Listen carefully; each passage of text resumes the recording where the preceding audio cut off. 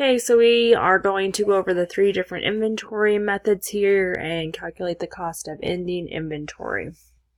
So we'll start with FIFO, and they tell us that there are 15 units left in the end. So we'll start for this one at the bottom and kind of work our way up. So we'll put 15 units in, and then we have to figure out how many units is it taking us to get to 15. So we have 9. And then, so 9 were purchased, and then let's see, 8 were purchased.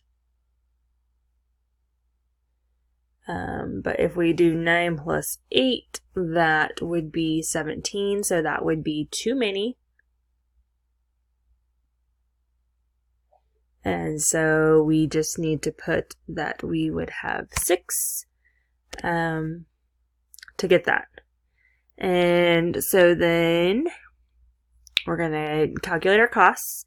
So here we have 9 times 40, or sorry, what we have left here, 9 times 40. So that is 360.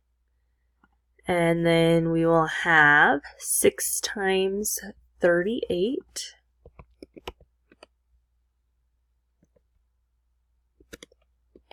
So 228.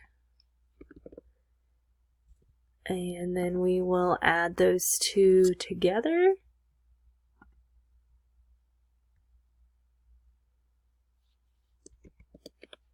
And get 588. Okay, so that's all we need to put there on FIFO. Then LIFO, we're going to do that ending balance again, 15.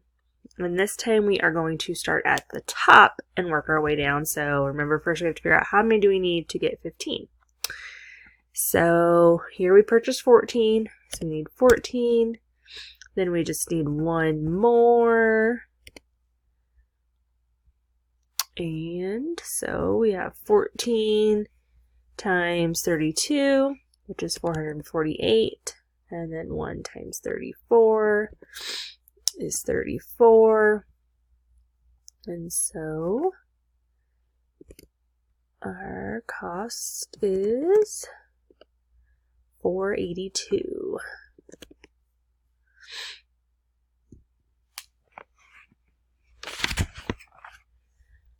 Okay, then on weighted average, we first have to calculate the cost for each of these. So 14 times 32 is 448. 9 times 34 is 306. 10 times 36 is 360. 8 times 38 is 304. And then 9 times 40 is 360. We add those up and get $1,778. And so now we have to take our or figure out what our average cost per unit is. So to do that, we're going to take our total. So the 1778. And we are going to divide that by our total number of units. So divided by 50. And so that gets us $35.56. Then we have to calculate what is the cost of ending inventory under the weighted average method. So we take our number of units that are left. So for us it is 15.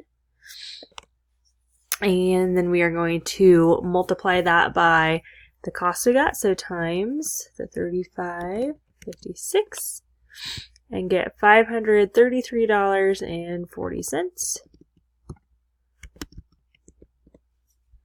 And that is all it takes to do the inventory.